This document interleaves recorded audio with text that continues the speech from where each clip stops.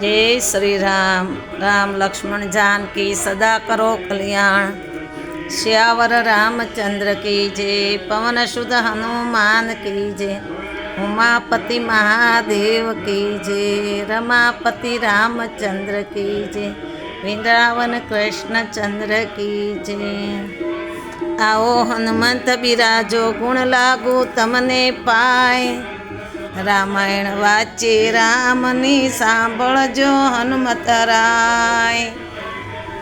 चौपाई वाचो रामनी तमे सांभळजो हनुमतराय। बोलो हनुमान जी महाराज जय। जय हनुमान जी महाराज।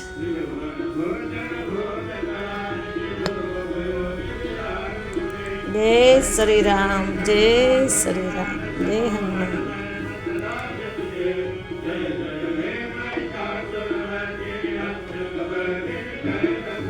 जय सीता माता। हे प्रभु राम। बधाय देवी देवता कथा सांभळवा आवजो भगवान।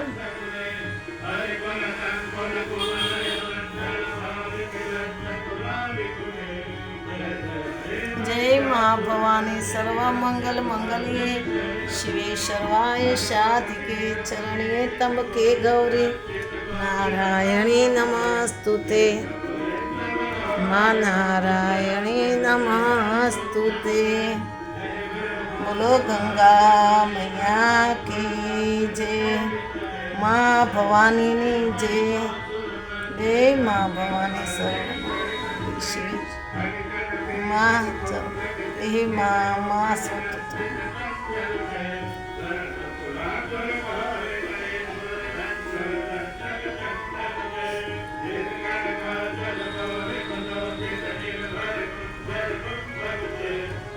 जय गुरुदेव कलिमली बापू। जय बात। ओम नमः शिवाय। शिव शिवा शिव शिव शिवा शिव शिवा शिव शिव।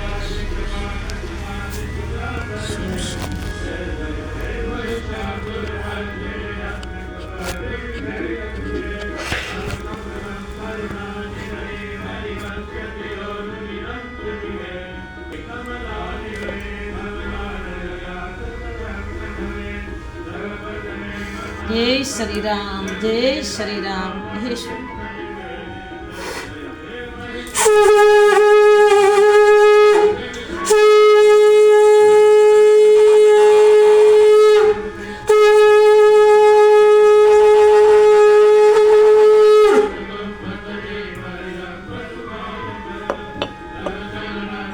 ओम नमः शिवाय। हे माँ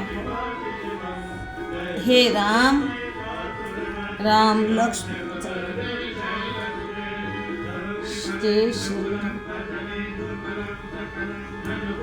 जय श्री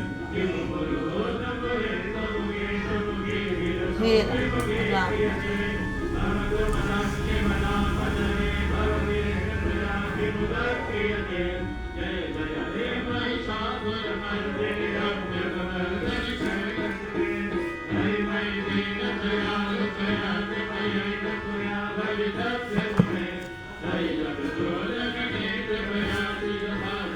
मंगल भवनाय मंगलहारी दवौ सुदशरथय जर बिहारी।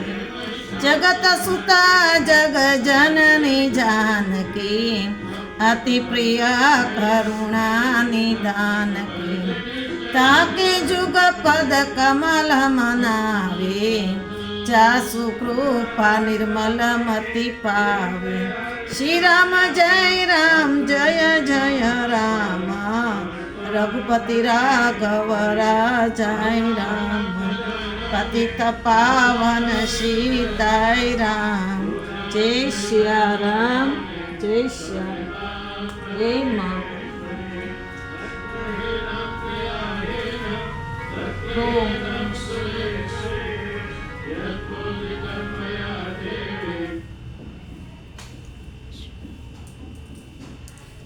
કારતક મહિનાની છઠ આવશે હમણાં. છઠ એટલે આપણો તો સગર પરિવારનો તો મોટામાં મોટો ઉત્સવ કહેવાય કે જિંદગીમાં પહેલો દિવસ હોય ને આપણો, જિંદગીમાં જીવવાનો તો ઠીક, આમ દેવતા આવે ને એ સગરને બધાને આશીર્વાદ દે, પહેલો દિવસ આપણો હોય તો છઠ. આ છઠ આવે ને કારતક મહિનાની છઠ, માં ગંગા મૈયા પોતે ભગીરથ રાજા પાસે પ્રગટ થઈ ગયા હતા અને આવ્યા હતા, એટલે આ ગંગા છઠ કહેવાય. એટલે હકીકત તમે ઉપવાસ કરી શકો તો કરજો, નહીં કરો તો કાંઈ નહીં. તે તમારા ઘરના આંગણે દીવો તો કરજો અને માં ગંગાને તો આહવાન કરજો કે માં તું આવ, અમારા ઘરે પણ આવ. એમ અમારા પરિવારને તે તો મોક્ષ તો 60,000 સગરના પુત્રોને મોક્ષ કરવા આવી, તો એક અમારા ઘરે પણ તું માં આવ અને અમારા ઘરે પણ આવીને તું દર્શન દે અમને. અને ખરેખર એક સૂર્યનારાયણને જળનો લોટો ચડાવવા વખતે પણ કહેજો કે માને મોકલો, એ સૂર્યનારાયણ ભગવાન ગંગા મૈયાને જરૂર માં ખરેખર આવશે. અને જેનાથી ઉપવાસ થાય એનાથી કરવા, એકટાણું થાય તેનું એકટાણું. બાકી છઠ રહેવાથી તમને ધન અને આયુષ્યની બધાની પ્રાપ્તિ થાય. જો કોઈ ગંગા છઠા રહે એનું કલ્યાણ થઈ જાય હકીકત. અને હું તો એમ જ કહું, બધાએ રહીશ આખી દુનિયા રહે, સગરને તો ખાસ રહેવું જોઈએ. હું તો એમ કહું, સગરને તો બધાને રથ કાઢવો જોઈએ માં ગંગા મૈયાનો અને ભગીરથ રાજાનો. કે ભગીરથ રાજાને પણ ધન્યવાદ દેવો જોઈએ કે માં તે ગંગાને ઉતારી, કે અટાણે આખી દુનિયા માના દર્શન કરે ને 1-2 ટીપા જળ જો છેલ્લે માને મોક્ષ આપી દેશે. કે એમ કે 2 ટીપા ગંગાજળ મળી જાય ને એને મોક્ષ મળી જાય છે. એટલે માણાની છેલ્લે છે ને કોઈ જ તમન્ના ન હોય, માણાની એવી તમન્ના હોય કે મને કોઈ 2 ગંગાજળ ટીપા મૂકી દે, કે મને કોઈ 2 એમના જળના ટીપા મૂકી દે. પણ ગંગાજળ મૂકી દે એટલે મોક્ષ થઈ જાય.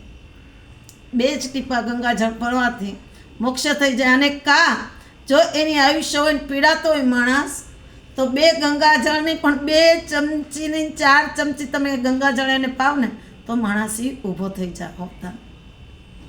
એટલે કોણ માણસ પોતે ઊભો થઈ જાય અને એને માં જીવતદાન દેશે. એવું નથી કે ગંગાજળ પાઈ દો એટલે માણસ મરી જાય, એવું નથી. તમે મેં બહુ માં ગંગા મૈયાના હકીકત મેં બહુ પડચા જોયા છે.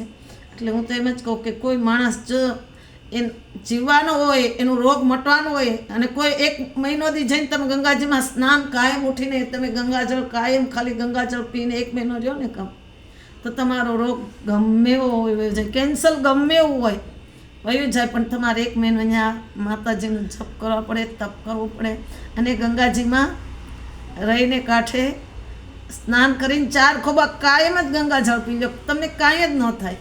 કોઈ એમ કહે કે આટલાથી ખાધે માણસ આમ છે તેમ છે, થોડુંક જીવી શકે, એ થોડુંક સાચું બોલે. હા, સાચું બોલે, સત્ય બોલે. હું 1 મહિનોથી એમને માં ગંગાજીની ઘાટ ઉપર રહી હતી અને મેં ખાલી સવારમાં ઉઠીને નાહી ધોઈને અંદર જ હું રામાયણ વાંચતી ગંગાજીની અંદર, અને હું ખાલી 4 ખોબા પાણી પી આખા ભરીને કે મારું પેટ ભરાય છે એટલું પી અને પછી બહાર નીકળતી. એટલે ખરેખર હું 1 મહિનોથી એમનેમ રહી હતી. અને અટાણે હું નોરતા રહું ને તો પણ હું હાવ જ એમનેમ, હું ફરાળ પણ નથી કરતી, હું એમનેમ જ નોરતા રહું. મને મન થાય તો દૂધ પી લો, બાકી ન મન થાય તો ન પીવું કાંઈ. પણ માં ભેગી હોય ગંગા મૈયા, હકીકત જ સત્ય છે કે મારી ભેગી માં ચામુંડા ગંગા મૈયા રહી છે. અને મારો હનુમાનજી મહારાજ પણ મારી ભેગો રહે. હું આવ સત્યની વાત કહી દઉં. એટલે હું આટલાથી ન ખાવ કારું તો ભૂખી રહું તા. પણ ભગવાનનું હું તો એમ જ કહું, બધા ભજન કરો ને તો તમે એવું નથી કે માણસ સંસારી હોય એનો કરે, સંસારી બી ભગવાનનું ભજન કરે એને તો પહેલાં ભગવાન મળી જાય હકીકત જ. એટલે તમે ભગવાનનું માં ગંગા મૈયાનું ભગીરથ રાજાનું તો ભજન કરજો. હકીકત હું તો એમ કહું છું કે તમને માં ચોક્કસ દર્શન દે, તમારા ઘરે નહીં આવે તમને દર્શન. અને સગરના દીકરા સો, જો આપણી આટુથી માં ગંગા આવી હોય એક તો, અને બીજું કે આવીને એ કેટલી દુઃખી થાય છે, આપણે સુખી થઈ ગયા. આપણે હારા કપડાં પહેરીને ફરી કારોવી, સારું ખાઈ પી, સારું ઓઢી ફરી હરી. માં ગંગા કેટલા માણસ એમાં સ્નાન કરે ને તો કેવા માણસ સ્નાન કરે, કેવા માણસ એના કપડાં ધોવે. મને જો ને મને બી આંખમાં આહુડા આવી જાય કે એ માં તું અમારે હાટુથી ના આવી એટલું અમને સુખ આપ્યું, અને તું ખુદે અમારે હાટુથી દુઃખ વેઠી રહીશો, કે તું કેટલું દુઃખ વેઠી રહીશો. એટલે હું તો એમ જ કહું કે તમારાથી આખું વર્ષ કાંઈ નહીં થાય, કાંઈ નહીં. 1 ગંગા છઠ ને દિવસે તમે એક દિવસ જ તે માતાજીની પૂજા ગંગા મૈયાની કોઈ બી ઘાટ ઉપર જઈને માં ગંગા મૈયાની પૂજા કરીને એને 5 જાતના ફળ ફૂલ ચડાવી દો ને તોય માં અને સ્વીકારી લે અને ખરેખર માં તમને દર્શન પણ દે. તમે અમુક ટાઈમે તમે જોઈ તો જુઓ, એક ફેરી ગંગા માને પુકારી તો જુઓ, ખરેખર આવે માં. ભગીરથ રાજા પણ આવે. જય ગંગા મૈયા, બોલો રાજા રામચંદ્ર ભગવાન કી જય, ગંગા મૈયાની જય, ચામુંડા માત કી જય, હનુમાનજી મહારાજ કી જય, જય સિયારામ.